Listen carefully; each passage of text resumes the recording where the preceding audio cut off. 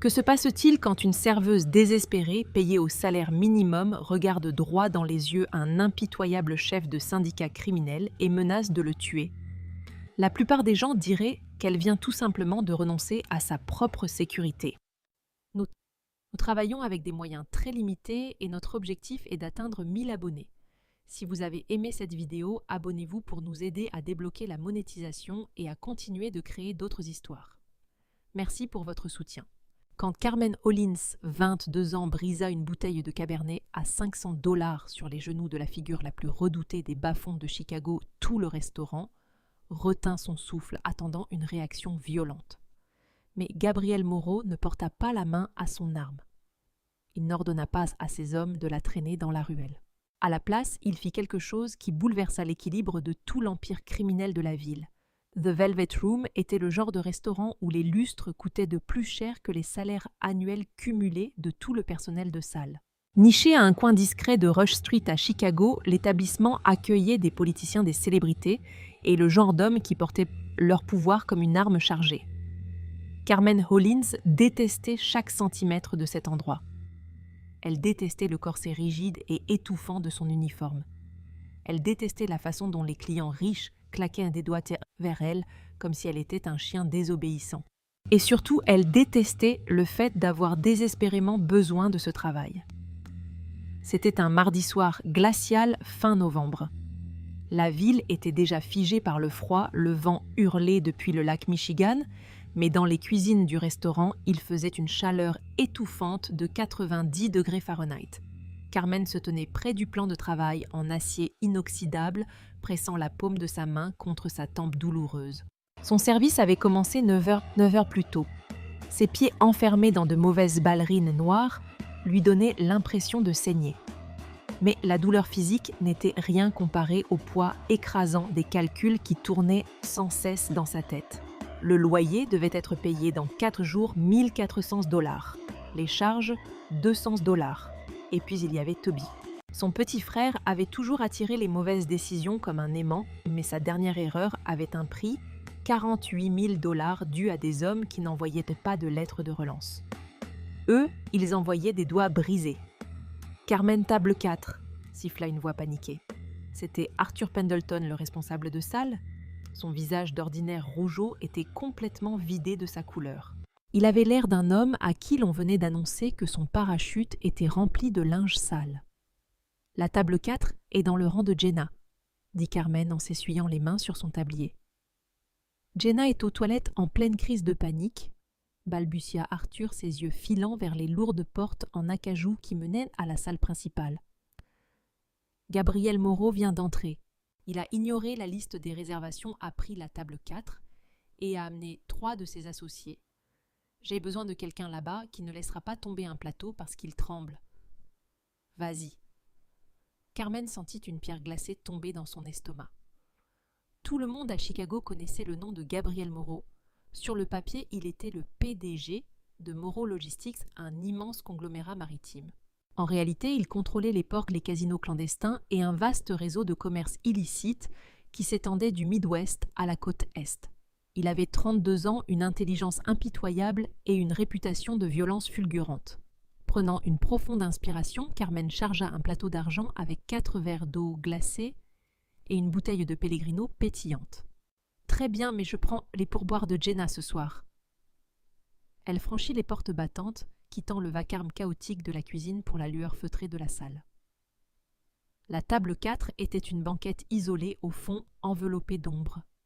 À mesure que Carmen approchait, la température de la pièce sembla baisser. Gabriel Moreau était assis au centre de la banquette. Il n'était pas démesurément massif, mais il dégageait une aura d'autorité absolue et terrifiante. Il portait un costume sur mesure couleur anthracite qui épousait parfaitement ses larges épaules.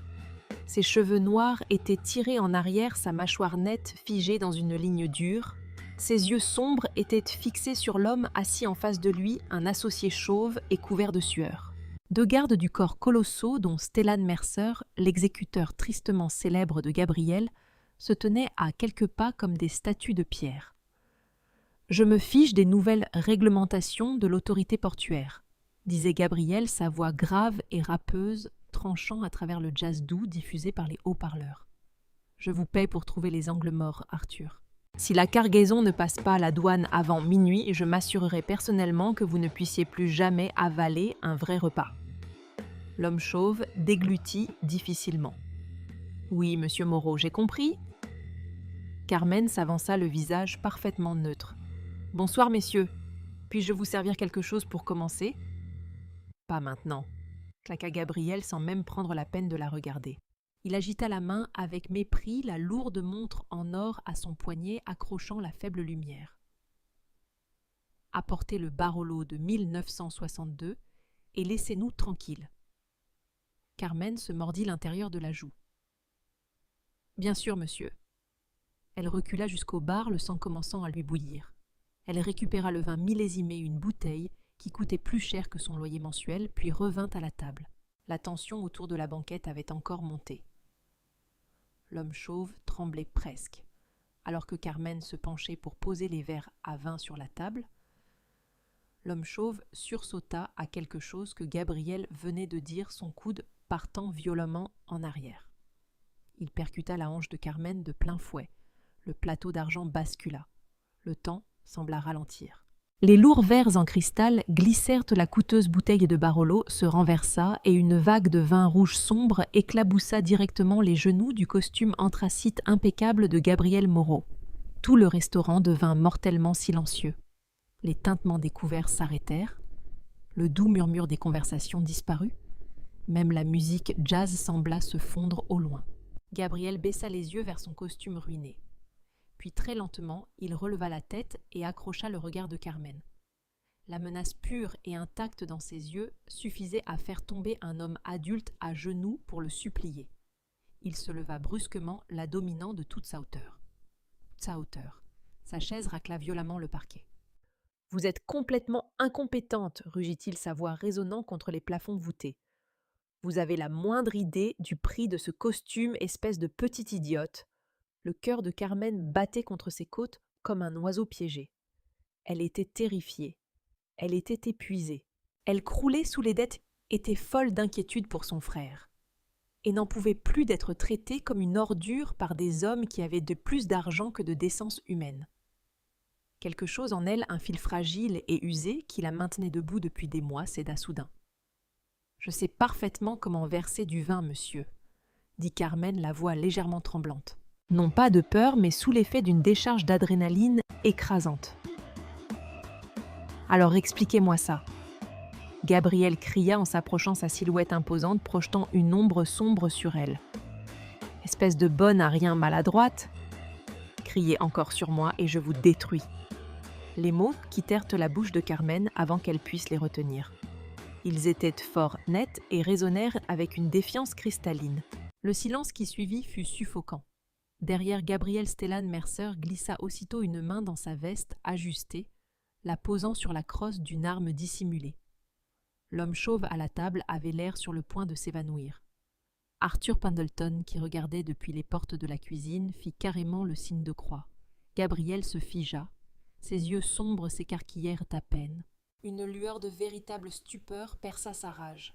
Il fixa la serveuse de 22 ans au tablier, taché le menton, relevé les yeux flamboyants d'un niveau de défi presque psychotique. Elle tremblait, mais elle ne reculait pas. Elle ressemblait à une chatte errante, acculée, prête à affronter un loup. Pendant 10 secondes atroces, personne ne bougea.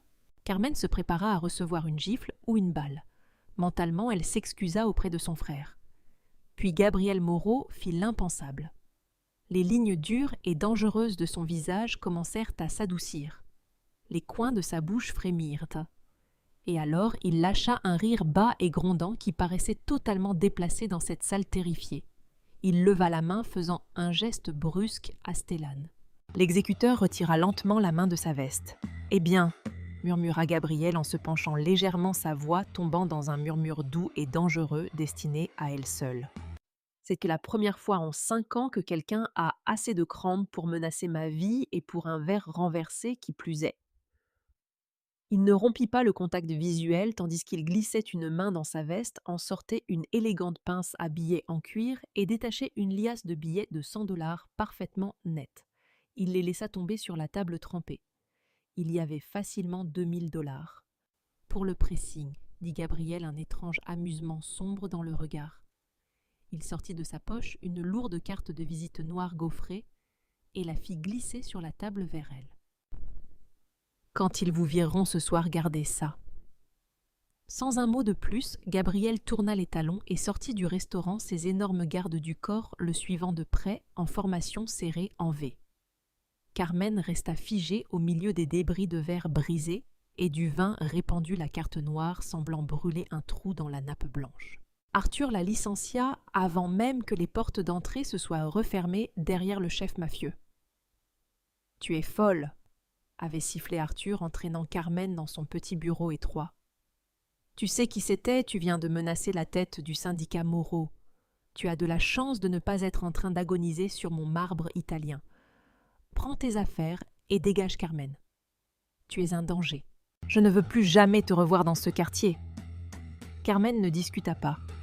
L'adrénaline avait quitté son corps d'un coup, laissant derrière elle une peur froide et écœurante. Elle quitta son uniforme, attrapa son vieux manteau d'hiver élimé et sortit dans le vent mordant de Chicago. La marche jusqu'au métro aérien. Elle était d'ordinaire un flou de 20 minutes d'épuisement, mais ce soir-là, chaque ombre ressemblait à un tueur à gages. Chaque voiture au ralenti sonnait comme un véhicule de fuite. Qu'avait-elle fait? Elle avait laissé sa colère mettre en danger non seulement sa propre vie, mais peut-être aussi celle de Toby.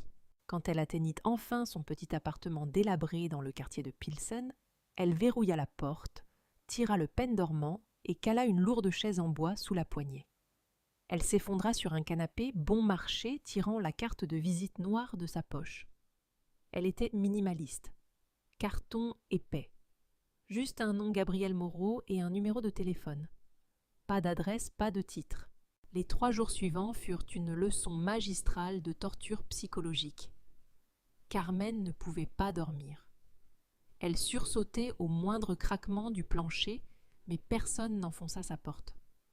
Personne ne l'attrapa dans la rue. À la place, l'intimidation fut silencieuse, précise et absolument terrifiante. Le mercredi matin, elle regarda par sa fenêtre sale et vit un Cadillac Escalade noir garé juste de l'autre côté de la rue. Il resta là 6 heures moteur, tournant vitres teintées impénétrables. Le jeudi, elle alla à la petite bodega du quartier pour acheter des nouilles ramen bon marché. Au moment de payer le caissier, un homme âgé nommé Hector, qui d'habitude lui faisait la conversation sans s'arrêter, pâle et transpirant, repoussa son billet de 5 $. C'est déjà réglé, mademoiselle Hollins, balbutia-t-il en jetant un regard nerveux vers la porte d'entrée. Carmen se retourna. Dehors, appuyé contre un lampadaire et fumant tranquillement une cigarette, se tenait Stellan Mercer. Il lui adressa un hochement de tête poli et glaçant. Le vendredi, Carmen était en train de perdre la raison. Les 2000 $ que Gabriel avait laissés sur la table reposaient sur le comptoir de sa cuisine et la narguaient. Elle n'y avait pas touché. Cet argent lui paraissait souillé comme un piège prêt à se refermer. Mais pire que la filature, il y avait la menace imminente qui pesait sur Toby. Son délai avec les usuriers arrivait à son terme et sans son travail au restaurant, elle n'avait absolument aucun revenu. Le vendredi soir, sa paranoïa atteignit son sommet. Carmen entendit un bruit lourd et nauséeux contre sa porte d'entrée suivi du crissement de pneus. Saisissant une lourde poêle en fonte sur la cuisinière, elle s'approcha de la porte et regarda par le judas. Rien. Elle déverrouilla et entr'ouvrit. Son frère Toby était affaissé contre l'encadrement, le visage couvert d'ecchymose. Son bras gauche pendait dans un angle anormal. « Toby !» hurla Carmen, laissant tomber la poêle avant de traîner son corps lourd à l'intérieur. Elle verrouilla frénétiquement la porte et s'agenouilla près de lui sur le linoléum rayé. « Carmen !» gémit Toby en toussant d'une voix humide. « Je suis désolé. Les types des Volkov ont dit que mon temps était écoulé. » Épinglée à la veste tachée de Toby se trouvait une enveloppe blanche impeccable. Carmen l'arracha avec des mains tremblantes. À l'intérieur, une note tapée à la machine concise et terrifiante. « Ce n'est pas mon œuvre, mais je peux les arrêter. Appelle le numéro. Ce n'était pas une menace. C'était une démonstration de pouvoir. Gabriel Moreau l'avait surveillée. Il savait exactement dans quel genre d'ennui elle se trouvait. Il savait pour la Bratva Volkov, le syndicat russe impitoyable auquel Toby avait stupidement emprunté de l'argent. Gabriel les avait laissés passer son frère à tabac pour lui montrer qu'il existait à Chicago des monstres pires que lui. Des larmes de rage et de désespoir pur coulaient sur le visage de Carmen. Elle attrapa son téléphone et composa le numéro inscrit sur la carte noire. Une seule sonnerie retentit. « Vous avez pris votre temps, mademoiselle Hollins. » La voix douce et sombre de Gabriel résonna dans le combiné. « J'ai besoin d'une ambulance pour mon frère et j'ai besoin que tout ça s'arrête, » articula Carmen d'une voix dure malgré les larmes. « Une ambulance arrive déjà dans votre rue, une équipe médicale privée. »« Ils ne poseront pas de questions, » répondit calmement Gabriel. « Quant à mettre fin à tout cela, il faut une conversation en personne. Mon chauffeur vous attend en bas. »« Vous avez orchestré tout ça, » l'accusa-t-elle en fixant la porte, tandis que le hurlement lointain des sirènes se rapprochait. « Je me suis simplement écartée pour laisser les conséquences naturelles suivre leur cours, » corrigea Gabriel. « Je vous offre une bouée de sauvetage. Je vous conseille de la saisir. » 10 minutes plus tard, Toby était installé dans une ambulance privée sans identification par des ambulanciers aux lèvres serrées. Carmen les regarda partir le cœur douloureux avant de tourner son attention vers l'escalade noire garée au bord du trottoir. Stellan Mercer se tenait près de la portière arrière ouverte. Elle monta. Il n'y avait plus de retour possible. L'immeuble de Moreau Holdings était un monolithe de verre et d'acier qui dominait le cœur du Loop, contraste brutal avec les briques délabrées du quartier de Carmen. Stellan l'escorta devant des agents de sécurité stupéfaits à travers un vaste hall de marbre italien et d'acier brossé, puis dans un ascenseur privé aux boiseries sombres qui nécessitait un scan rétinien pour fonctionner. Carmen se sentait totalement déplacée dans son jean usé et son pull trop grand acheté en friperie. Elle croisa les bras par réflexe, essayant de contenir les tremblements violents de ses mains. Elle s'apprêtait à négocier avec le diable, et elle ne savait même pas ce qu'elle avait à offrir. L'ascenseur tinta s'ouvrant sur un vaste bureau penthouse qui dominait la ligne scintillante des gratte-ciel de Chicago. La pièce était agressivement masculine. Cuir, sombre bois, sombre lourd de bibliothèque et un immense bureau en acajou. Gabriel Moreau se tenait devant les baies vitrées du sol au plafond, regardant la ville, un verre en cristal rempli d'un liquide ambré à la main. Il avait quitté son costume et portait une chemise noire ajustée, les manches retroussées jusqu'au coude, révélant de sombres tatouages complexes qui serpentaient sur ses avant-bras. « Assieds-toi, Carmen » ordonna-t-il doucement sans se retourner. Elle ne bougea pas. « Je préfère rester debout. » Gabrielle se tourna un léger rictus aux lèvres. Toujours aussi défiante. « Bien. J'avais peur que les Volkov t'aient fait perdre ça. » Il traversa la pièce jusqu'à son bureau et s'appuya contre le bord les bras croisés. « Passons les politesses. Toby doit des intérêts aux Russes. Ils ont l'intention de le supprimer d'ici lundi et ils ont l'intention de te vendre à un réseau de traite en Europe de l'Est pour récupérer leurs pertes. » Le souffle de Carmen se coinça à la pièce, se mettant soudain à tourner. Elle attrapa le dossier d'un fauteuil en cuir pour se stabiliser.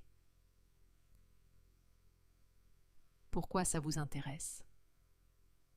Pourquoi me faites-vous suivre ? Pourquoi avez-vous payé mon loyer hier ? » « Je n'ai pas payé ton loyer, » dit Gabriel en prenant une lente gorgée de son verre.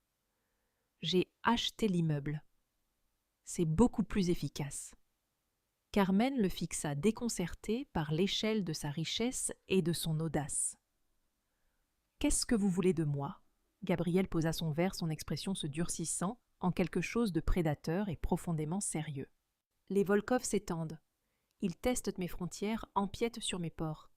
Ils pensent que je suis faible en ce moment parce que mon oncle est mort récemment, laissant le syndicat dans une période de transition.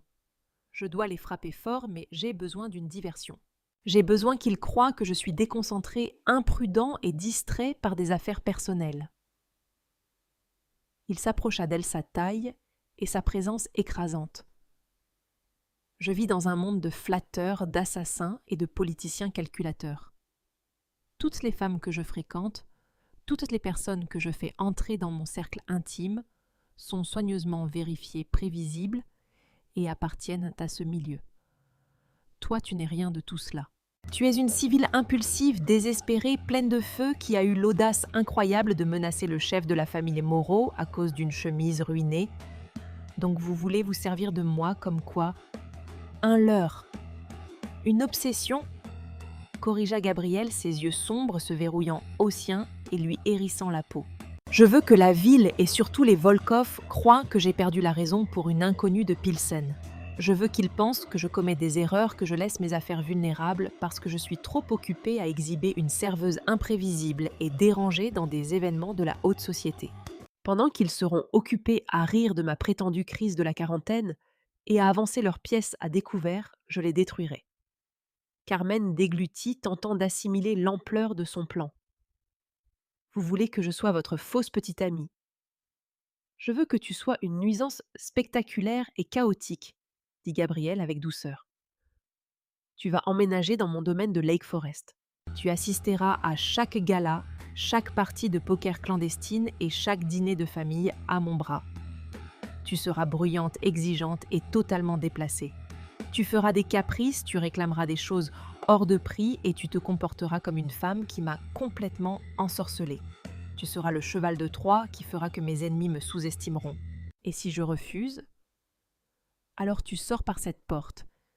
Et d'ici lundi, Toby et toi serez morts. C'est aussi simple que ça. La voix de Gabriel n'était pas cruelle, elle se contentait d'énoncer un fait. Et si j'accepte ? Riposta-t-elle en retrouvant sa voix. Qu'est-ce que j'y gagne ? Gabriel alla jusqu'à son bureau, prit un lourd dossier en papier craft et le jeta sur la surface de cuir. La dette de ton frère envers les Volkov est transférée à mon nom et immédiatement effacée. Ses frais médicaux sont payés. De plus, il sera placé dans un jet privé en direction d'un centre sécurisé en Suisse où il pourra se rétablir et suivre une thérapie pour son addiction aux jeux à l'abri de toute représailles. Et lorsque tout cela sera terminé dans environ 3 mois, tu recevras 2 millions de dollars déposés sur un compte offshore ainsi qu'un nouveau départ. Le cœur de Carmen s'arrêta. 2 millions de dollars. C'était une somme si énorme qu'elle n'avait même pas l'air réelle. C'était la liberté. Une liberté totale, absolue. Mais elle n'était pas stupide. Quel est le piège ? Les hommes comme vous ne donnent pas 2 millions de dollars juste pour que quelqu'un joue à se déguiser. Les yeux de Gabriel s'assombrirent et la température de la pièce chuta. Le piège, Carmen, c'est que les Volkov ne sont pas des imbéciles. Quand ils comprendront ce que je fais, quand ils comprendront que tu es la diversion, ils viendront te chercher. Si tu fais un faux pas, si tu sors de ton rôle et révèles qu'il s'agit d'un piège, ils te tortureront jusqu'à ce que tu leur donnes mes plans exacts. Tu entres dans la ligne de tir d'une guerre mafieuse. Le danger est très réel. Il s'arrêta devant elle si près qu'elle pouvait sentir son parfum coûteux, un mélange de bergamote, de cèdre et de quelque chose de nettement métallique. Je peux te protéger tant que tu es à mes côtés, mais si tu paniques, si tu fuis, je ne pourrai pas te sauver. Alors j'ai besoin de le savoir. Maintenant, as-tu assez de cran pour regarder la mort en face et sourire où cette menace au restaurant n'était-elle qu'un coup de chance ? Carmen leva les yeux vers l'homme immense et dangereux devant elle. Elle pensa à Toby brisé sur le sol. Elle pensa au poids implacable et écrasant de la pauvreté, à la peur de l'expulsion, à l'impuissance brute de se trouver tout en bas de la chaîne alimentaire. Elle prit une lente inspiration pour se calmer. « Il va me falloir un budget garde-robe, dit-elle d'un ton parfaitement impassible. Si je dois être votre petite amie trophée dérangée, je ne porterai pas de contrefaçon. » Un sourire lent et mauvais s'étira sur le visage de Gabriel Moreau. C'était un sourire qui promettait un chaos absolu. « Stellan » appela Gabriel et la porte du bureau s'ouvrit aussitôt. « Conduis mademoiselle Hollins dans ses nouveaux quartiers au domaine. Fais venir la styliste à l'aube. Nous avons un gala demain soir et elle doit faire une entrée dont ils se souviendront. » Alors que Stellan lui faisait signe de le suivre, Carmen se retourna vers Gabriel. « Au fait, dit-elle en haussant un sourcil, je veux une prime de risque si quelqu'un renverse encore du vin sur moi. » Gabriel éclata réellement de rire, un son riche et sincère qui résonna dans le vaste bureau. « Notez Mikara. » Carmen se dirigea vers l'ascenseur, les genoux tremblants, mais la tête haute. Elle était entrée dans cet immeuble en serveuse désespérée et fauchée. Elle en ressortait comme la responsabilité la plus dangereuse des bas-fonds de Chicago. Le domaine Moreau, à Lake Forest, ressemblait moins à une maison qu'à un palais fortifié de pierres de verre et de fer. Niché sur 5 acres de propriété privée en bord de lac, il était totalement isolé des regards indiscrets du public. Quand Carmen se réveilla dans une chambre d'amis grande comme tout son appartement de Pilsen, la réalité de son pacte avec le diable s'imposa enfin. Son frère était en sécurité dans l'espace aérien suisse et elle était piégée dans une cage dorée avec le prédateur le plus dangereux de Chicago. À 7 heures précises du matin, la lourde porte en chêne s'ouvrit et une femme à l'air sévère aux cheveux argentés, parfaitement coiffée, entra d'un pas militaire suivie de 3 assistantes portant des housses à vêtements. « Je suis Vivian », annonça la femme, son accent étant un mélange européen net et impossible à identifier. « Monsieur Moreau m'a informé que nous devions habiller une civile pour le gala du solstice d'hiver au Drake Hotel ce soir. Nous avons exactement 10 heures pour vous donner l'air d'une femme capable de mettre à genoux le chef de syndicat le plus impitoyable de la ville. » Debout. La transformation fut éprouvante. Carmen fut frottée, polie, épilée et maquillée. À 5 heures, elle se tenait devant un miroir du sol au plafond, sincèrement incapable de reconnaître le reflet qui la fixait. Ses cheveux abîmés et indisciplinés avaient été transformés en une cascade lisse de vagues sombres. Les cernes d'épuisement sous ses yeux avaient disparu, remplacées par un maquillage charbonneux et incisif qui donnait à son regard quelque chose de dangereux et félin. Mais c'était la robe qui lui coupa le souffle. C'était une robe sur mesure en soie cramoisie liquide. Elle épousait ses courbes comme une seconde peau avec un décolleté plongeant et une fente montant très haut sur la cuisse qui exigeait l'attention. Elle était scandaleuse, incroyablement chère et totalement inappropriée pour le public conservateur de vieille fortune qui assisterait au gala. « C'est trop », murmura Carmen, les mains tremblantes, tandis qu'elle touchait la soie. « Ils vont me regarder comme une attraction vulgaire. » « C'est précisément le but, » gronda une voix grave depuis l'embrasure. Carmen se retourna. Gabriel était appuyé contre le chambranle, vêtu d'un smoking bleu nuit qui épousait sa carrure large avec une précision meurtrière. Ses yeux sombres glissèrent sur elle, notant la robe cramoisie, les diamants qui pendaient à ses oreilles, et le feu nouveau dans sa posture. Pendant une fraction de seconde, le chef mafieux froid, le calculateur disparut, remplacé par un homme qui semblait réellement frappé par la foudre. Il se racla la gorge, le masque se remettant parfaitement en place. « Les Volkov sont fiers de leur tradition et de leur discrétion. Ce soir, tu seras la chose la plus bruyante, la plus odieuse et la plus distrayante de toute cette salle de bal. Tu vas t'accrocher à mon bras, tu vas te plaindre du champagne et tu vas rendre douloureusement évident que je suis aveuglée par le désir. » Carmen leva le menton. « Je suis serveuse, Gabriel. J'ai passé 3 ans à gérer des riches capricieux. Je sais exactement comment jouer la petite peste gâtée. » Le trajet jusqu'à Gold Coast, à l'arrière du Maybach blindé, se déroula dans un silence chargé d'une tension électrique. Quand ils s'arrêtèrent enfin devant l'entrée scintillante du Drake Hotel, les flashs crépitèrent.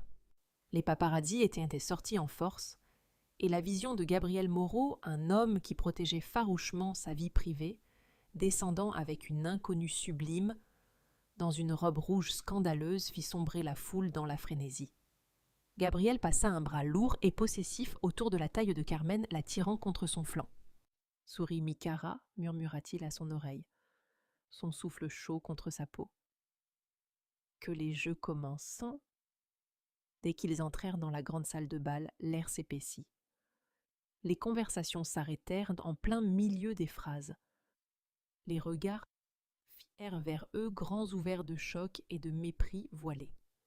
La pièce était une mer de noir, de blanc et d'argent. Carmen, dans sa robe rouge flamboyante, était une sirène ambulante. Gabriel. Une voix douce, lourdement accentuée, l'appela. La foule s'écarta avec fluidité, tandis qu'un homme grand et imposant aux yeux bleu glace et aux cheveux argentés approchait. Il portait un smoking noir traditionnel, mais l'air autour de lui semblait totalement dépourvu de chaleur. C'était Nikolai Volkov, le chef du syndicat russe. « Nikolai », répondit Gabriel, sa voix parfaitement détendue. « Je ne m'attendais pas à te voir te mêler aux politiciens ce soir. Nous devons tous faire acte de présence. » Nikolai sourit sans que ce sourire atteigne ses yeux. Son regard se posa entièrement sur Carmen, la parcourant avec un mélange de dégoût et de curiosité acérée. Et qui est cette créature éclatante, une nouvelle associée? Carmen n'attendit pas que Gabriel réponde. Canalisant tous les clients riches et odieux qu'elle avait jamais servis, elle laissa échapper un soupir exagéré et ennuyé, puis s'appuya lourdement contre le torse de Gabriel. « Oh, je t'en prie, ne parle pas affaires ce soir, bébé !» gémit Carmen d'une voix assez forte pour porter jusqu'aux tables voisines. Elle leva la main et fit glisser négligemment un doigt manucuré le long du revers du smoking sur mesure de Gabriel. « Tu m'avais promis qu'on regarderait que les brochures de Yacht. Cette fête est incroyablement coincée et mes pieds me font déjà mourir. » Un souffle collectif parcourut les mondaines proches. Personne, absolument personne ne parlait à Gabriel Moreau de cette façon, encore moins en interrompant une conversation avec un chef rival. La mâchoire de Nikolai se crispa. Il regarda Gabriel attendant l'explosion inévitable, attendant que Gabriel gifle l'insolente. À la place, Gabriel baissa les yeux vers Carmen, son regard s'adoucissant en une expression de dévotion totale et presque écœurante. Il attrapa sa main et déposa un baiser sur ses phalanges. « Bien sûr, mon amour, nous pourrons partir pour la marina dès que tu t'ennuieras. Tout ce que tu veux. » Les yeux bleu glace de Nikolai s'écarquillèrent à peine. Le chef russe recula d'un pas, son esprit visiblement en train de s'emballer. Il voyait le redoutable et intouchable Gabriel Moreau plié complètement devant les caprices d'une fille impulsive et voyante. C'était la démonstration ultime de faiblesse. « Eh bien, dit Nikolai avec douceur, une lueur prédatrice entrant dans ses yeux. Je vais vous laisser à vos distractions, Gabriel. Profitez de la soirée. » Tandis que Nikolai s'éloignait, Carmen garda son sourire ennuyé plaqué sur le visage. Mais sous la soie de sa robe, son cœur battait contre ses côtes comme un marteau-piqueur. « Parfait, » murmura Gabriel contre ses cheveux en la guidant vers le bar. Il a tout avalé. Il pense que je suis compromis. Je vous l'avais dit, murmura Carmen en retour, son sourire ne vacillant jamais. Je sais jouer la comédie. 3 semaines passèrent. La mascarade s'intensifia, passant des galas de haute société aux soirées de casinos clandestins, aux ventes d'art exclusives et aux dîners privés. Les chroniques mondaines de Chicago étaient totalement obsédées par la mystérieuse femme de Moreau, tandis que les bas-fonds criminels murmuraient que Gabriel avait perdu son mordant. Pourtant, derrière les portes closes du domaine de Lake Forest, la dynamique changeait. Les limites strictes de leur arrangement professionnel commençaient à s'effacer. Gabriel se surprenait à traîner dans la cuisine quand Carmen descendait prendre son café dans son pyjama trop grand. Il commença à lui apprendre à tirer dans le stand de tir insonorisé du sous-sol, sa poitrine pressée contre son dos, ses grandes mains guidant les siennes tandis qu'elle apprenait à manier un Glock de 9 mm. Carmen était terriblement douée. « Tu ne sursautes pas », remarqua Gabriel un soir tardif, la regardant placer 3 tirs consécutifs au centre d'une cible en papier.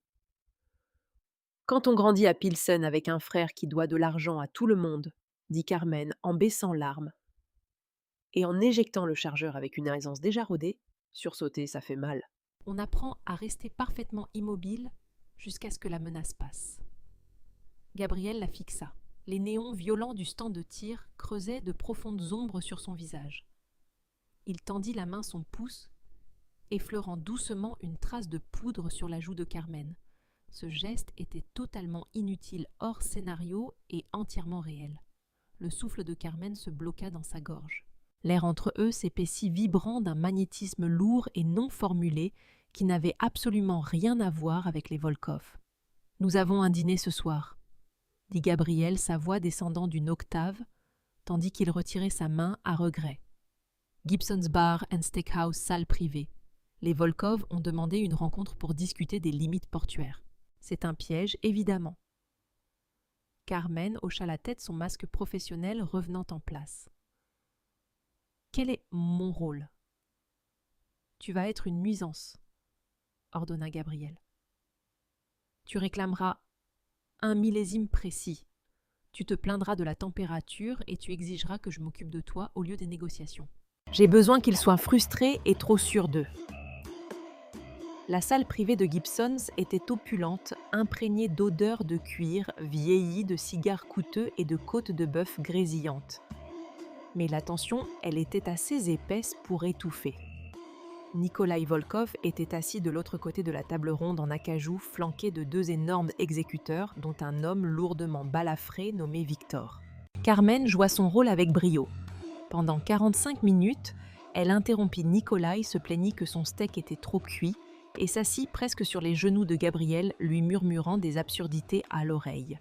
Gabriel joua parfaitement l'idiot amoureux et distrait, écartant les exigences agressives de Nikolai d'un geste de la main. Mais alors l'inattendu se produisit. « J'ai besoin d'aller aux toilettes », annonça Carmen à voix haute en se levant et en lissant sa robe de velours noir. « Stellan va t'accompagner, » dit Gabriel avec douceur. « Je vais juste au bout du couloir bébé, » gémit Carmen en levant les yeux au ciel. « Je n'ai pas besoin d'un baby-sitter. C'est embarrassant. » Gabriel hésita, une lueur de véritable inquiétude traversant ses traits. Mais sortir du personnage maintenant ruinerait des semaines de travail. « Fais vite, Mikara. Maintenant. » Carmen sortit de la salle privée et entra dans le couloir faiblement éclairé, couvert d'une épaisse moquette. Elle expira longuement tremblante, laissant tomber le personnage de Petite Peste pendant 1 seconde pour se masser les tempes douloureuses. Soudain, une main lourde se referma sur son épaule, la fit pivoter et la plaqua violemment contre le mur lambrissé de chaînes. L'air quitta ses poumons dans un hoquet brusque. C'était Victor. L'exécuteur russe balafré pressa son énorme avant-bras contre sa clavicule, l'immobilisant sur place. Le couloir était complètement vide. Le bruit ambiant du restaurant principal était étouffé par les portes épaisses. « Tu es un petit oiseau bien bruyant », ricana Victor, son fort accent dégoulinant de malveillance. Il se pencha son haleine empestant la vodka et l'ail. Mais les oiseaux bruyants sont les plus faciles à faire taire. Le cœur de Carmen tomba dans son estomac. Elle se rappela la règle de Gabriel. Ne panique pas. Elle força sa respiration à ralentir, fixant droit les yeux froids et sans âme de Victor. Monsieur Volkov commence à se lasser du manque de respect de Gabriel, siffla Victor en appuyant plus fort contre sa trachée. Il m'a envoyé te donner un message. Nous savons que Toby n'était pas sous terre. Nous savons qu'il est en Suisse. Une glace se répandit dans les veines de Carmen. Il savait. Le centre sécurisé avait été percé. Son moyen de pression, la sécurité de son frère, avait disparu. Si Gabriel ne cède pas les voies maritimes du sud ce soir, murmura Victor en sortant de sa veste un couteau de combat à la lame rasoir, puis en pressant le plat de la lame contre sa joue, je prendrai personnellement l'avion pour Genève et je te renverrai Toby dans de toutes petites boîtes. Tu comprends, petit oiseau ? La terreur hurlait dans son esprit, mais la fille qui avait survécu au bas quartier de Chicago, celle qui avait menacé un chef mafieux pour un verre renversé, refusa de se briser. « Vous faites une erreur, Victor », dit Carmen d'une voix étrangement calme dépourvue de l'intonation plaintive qu'elle avait utilisée toute la soirée. Victor fronça les sourcils clairement déconcerté par son absence de larmes. « Qu'est-ce que tu as dit ? » « J'ai dit que vous faites une erreur, » répéta Carmen, ses yeux flamboyants d'un feu sombre et dangereux qu'elle ignorait posséder. « Parce que si vous touchez à mon frère Gabriel, ne se contentera pas de vous éliminer. Il réduira tout votre syndicat en cendres. Il vous éventrera et il forcera Nikolai à regarder. Vous pensez que je suis sa faiblesse. Je suis la seule raison pour laquelle il ne vous a pas encore tous effacés. C'est moi qui le garde calme. » Les yeux de Victor s'écarquillèrent, une lueur d'incertitude traversant son visage balafré. Elle ne se comportait pas comme une civile terrifiée, elle parlait comme une reine des bas-fonds. Avant que Victor puisse assimiler ces mots, la lourde porte de la salle privée s'ouvrit avec fracas. Gabriel Moreau se tenait dans l'embrasure. Il n'était plus le petit ami distrait et dévoué. Le masque avait complètement disparu. Son visage exprimait une violence pure, intacte, apocalyptique. Il ne cria pas. Il ne lança pas d'avertissement. Il traversa le couloir en 2 grandes enjambées. Victor eut à peine le temps de tourner la tête avant que la main de Gabriel se referme sur l'arrière de son cou, l'arrachant violemment à Carmen. Dans un craquement écœurant qui résonna dans le couloir, Gabriel envoya le visage de Victor directement contre la lourde applique en laiton fixée au mur. Victor s'effondra au sol comme un sac de poids mort, une tache sombre se répandant sur la moquette coûteuse. Gabriel resta debout au-dessus de l'homme inconscient, la poitrine haletante, les poings serrés assez fort pour blanchir ses phalanges. Puis il se tourna vers Carmen. Elle tremblait contre le mur, une main posée sur sa clavicule meurtrie. Gabriel s'approcha d'elle, ses yeux sombres, inspectant frénétiquement son visage, son cou cherchant des coupures laissées par le couteau. Il tendit les mains, ses grandes paumes, encadrant doucement son visage. La terreur pure dans ses yeux trahissait tout ce qu'il essayait de cacher depuis 3 semaines. « Tu es blessé », exigea-t-il d'une voix rauque désespérée. « Carmen, regarde-moi. »« Est-ce qu'il t'a coupé ?»« Je vais bien », souffla-t-elle, ses mains venant agripper ses poignets pour s'ancrer dans sa chaleur. « Il ne m'a pas coupé. Mais Gabriel, ils savent pour Toby. Ils savent qu'il est en Suisse. » La mâchoire de Gabriel se verrouilla. L'air autour de lui devint de glace. Il l'attira contre son torse, refermant les bras autour d'elle, dans une étreinte farouchement protectrice qui paraissait beaucoup trop réelle pour faire partie du contrat. « La mascarade est terminée, » murmura Gabriel contre ses cheveux, sa voix dépourvue de toute pitié. « Ils ont touché à ce qui est à moi. Ils ont touché à ce qui... » Ce soir, nous entrons en guerre. La transition entre un dîner mondain et une extraction tactique à grande échelle prit exactement 45 secondes. Gabriel ne jeta pas un regard en arrière au corps sanglant et inconscient de Victor sur la moquette du Gibson's Bar and Steakhouse. Il gardait un bras fermement enroulé autour de la taille de Carmen, la portant presque tandis qu'il se déplaçait rapidement vers les sorties de service. Stellan Mercer attendait déjà dans la ruelle, le moteur du Maybach blindé, ronronnant comme une bête en cage. « Nous sommes compromis », gronda Gabriel en poussant Carmen sur la banquette arrière avant de s'installer juste à côté d'elle. Les Volkov ont frappé les serveurs suisses. Lance le protocole hiver. Brûle les entrepôts du Sud et appelle les chiens. « C'est fait, patron », répondit Stellan, sa voix totalement dépourvue de panique tandis qu'il écrasait l'accélérateur. Le lourd véhicule jaillit sur Rush Street et se fondit dans la nuit glacée de Chicago. Carmen pressa ses mains tremblantes contre ses cuisses. L'adrénaline retombait, laissant une froide nausée.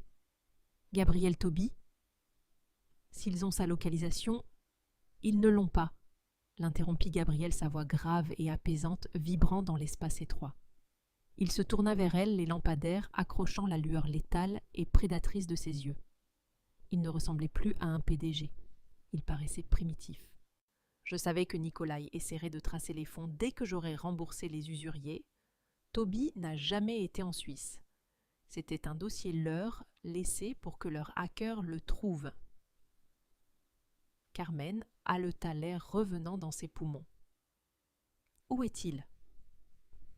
En sécurité, dans un centre privé du nord de l'Ontario, entouré de 10 de mes meilleurs hommes, dit Gabriel en posant la main sur son genou. Son pouce traça un cercle apaisant sur sa peau.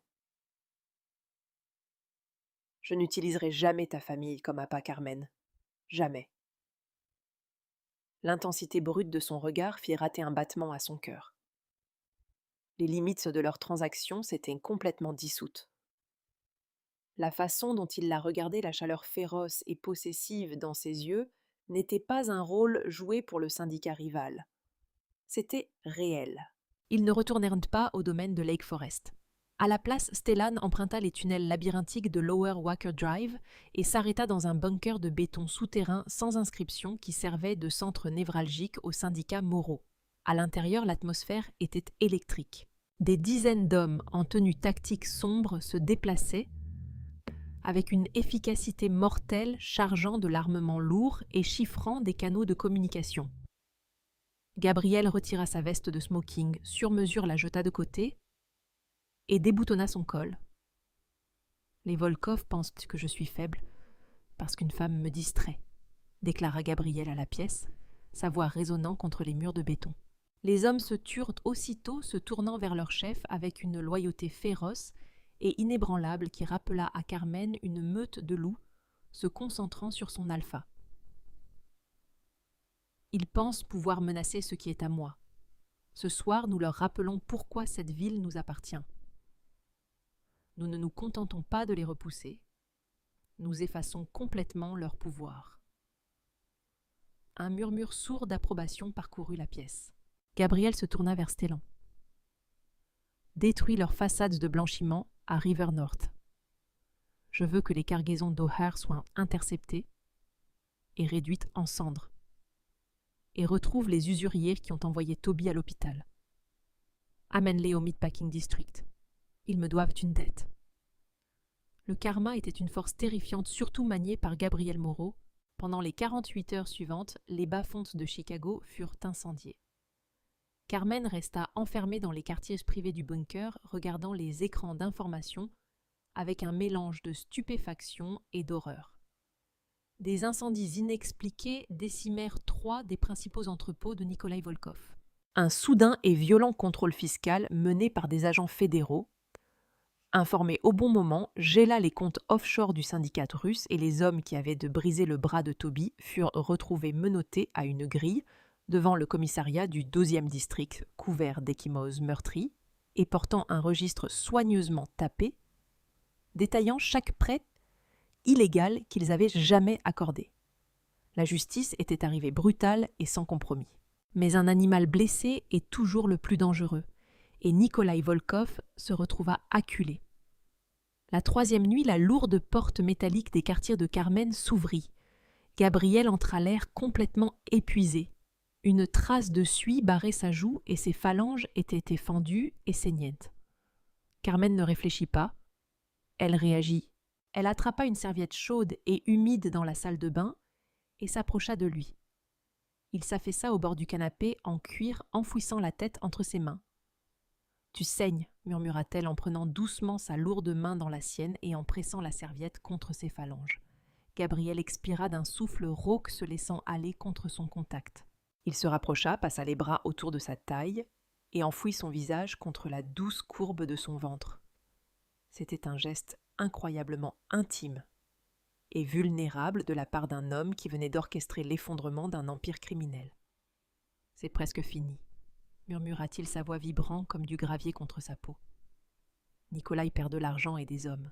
Il a accepté un dernier pourparler demain soir dans une ancienne gare de triage abandonnée du Southside. Les mains de Carmen s'immobilisèrent dans ses cheveux sombres. Un pourparler. C'est un piège, Gabriel. Il n'a plus rien à perdre. Je sais, dit Gabriel en levant les yeux vers elle. L'instinct protecteur primitif dans son regard était aveuglant. Il s'attend à ce que j'entre dans un tir croisé. Il s'attend à ce que je te laisse ici lourdement gardé. Alors qu'est-ce qu'on va faire ? Demanda-t-elle, le on sortant naturellement. Elle n'était plus une serveuse de Pilsen.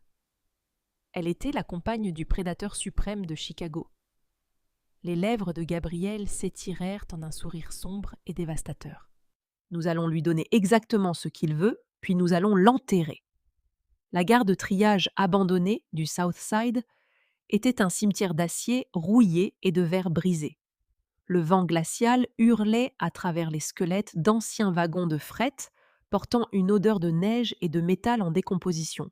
Nikolai Volkov se tenait au centre de la clairière entouré de 20 mercenaires lourdement armés. Le chef russe avait l'air hagard, ses cheveux argentés d'ordinaire impeccables, en désordre ses yeux bleu glace, rendus fous par le désespoir. Son empire avait été démantelé en moins de 3 jours. Il avait besoin d'une victoire décisive, et il en avait besoin ce soir. Des phares déchirèrent l'obscurité. Un unique SUV noir entra dans la gare, s'arrêtant à 20 yards des hommes de Nikolai. La portière du conducteur s'ouvrit et Gabriel en descendit. Il était seul. Pas de Stellan, pas de renfort. Juste un homme avançant vers un peloton d'exécution. Nikolai lâcha un rire dur et aboyant. « Espèce d'idiot arrogant, tu es vraiment venu seul. » Le grand Gabriel Moreau, aveuglé par son propre mythe. Gabriel s'arrêta à 10 pas, les mains négligemment enfoncées dans les poches de son long manteau de laine noire. « Tu voulais un pourparler, Nikolai. Je suis là. Cède la ville. Prends les hommes qui te restent et quitte Chicago ce soir. Si tu le fais, je te laisse vivre. »« Tu me laisses vivre, » cracha Nikolai en levant la main. Ces hommes levèrent aussitôt leurs fusils d'assaut, les viseurs laser peignant la poitrine de Gabriel d'une douzaine de points rouges. « Tu as brûlé mes affaires. Tu as gelé mes comptes. Je vais te faire tomber ici même. Et ensuite, mes hommes iront visiter ce bunker souterrain et récupérer ta petite serveuse. Nous verrons jusqu'où elle peut crier quand... » « Je ne ferai pas de promesses que je ne peux pas tenir, Nikolai, » lança une voix féminine nette depuis les ombres.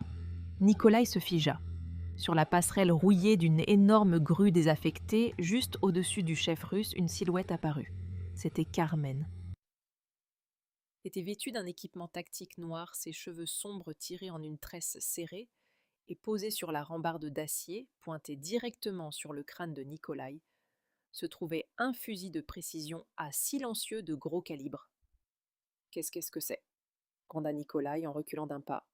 « C'est le karma, » dit Carmen, sa voix amplifiée par le silence absolu de la gare de triage.